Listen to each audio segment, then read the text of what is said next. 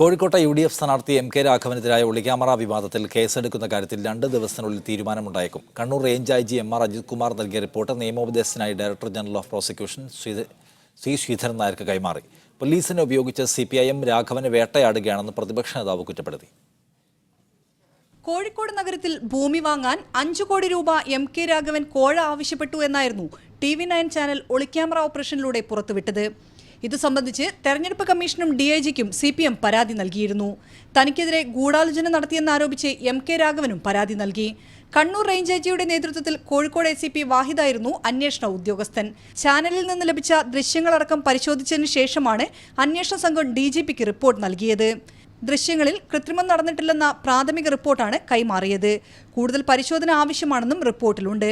രാഘവനെതിരെ കേസെടുത്ത് അന്വേഷണം നടത്തണമെന്നും റിപ്പോർട്ടിൽ പരാമർശമുണ്ടെന്നാണ് സൂചന. പോലീസിനെ ഉപയോഗിച്ച് CPM MK രാഘവനെ വേട്ടയാടുകയാണെന്നും തെരഞ്ഞെടുപ്പ് കമ്മീഷന് പരാതി നൽകുമെന്നും പ്രതിപക്ഷ നേതാവ് രമേശ് ചെന്നിത്തല പറഞ്ഞു. പോലീസിനെ ദുരുപയോഗപ്പെടുത്തുന്ന ഈ നടപടി വലിയ പ്രത്യാഘാതം കേരളത്തിൽ ഉണ്ടാക്കും. തെരഞ്ഞെടുപ്പ് കമ്മീഷന് ഞങ്ങൾ പരാതി കൊടുക്കാൻ പോവുകയാണ്. MK രാഘവനെ വേട്ടയാടാനും അതുവഴി തെരഞ്ഞെടുപ്പിൽ നേട്ടമുണ്ടാക്കാൻ ശ്രമിക്കുന്നത് അധികാര ദുർവിനിയോഗമാണ്. ഇത് തെരഞ്ഞെടുപ്പ് കമ്മീഷൻ പരിശോധിക്കണം. കേസിൽ DGP Loknath Behera director general of പ്രോസിക്യൂഷനോട് നിയമോപദേശം തേടിയിട്ടുണ്ട്. 2 ദിവസത്തിനുള്ളിൽ നിയമോപദേശം ലഭിച്ചേക്കും. ഇതിന്റെ അടിസ്ഥാനത്തിലായിരിക്കും തുടർ നടപടികൾ. മീഡിയ 1 കോഴിക്കോട്.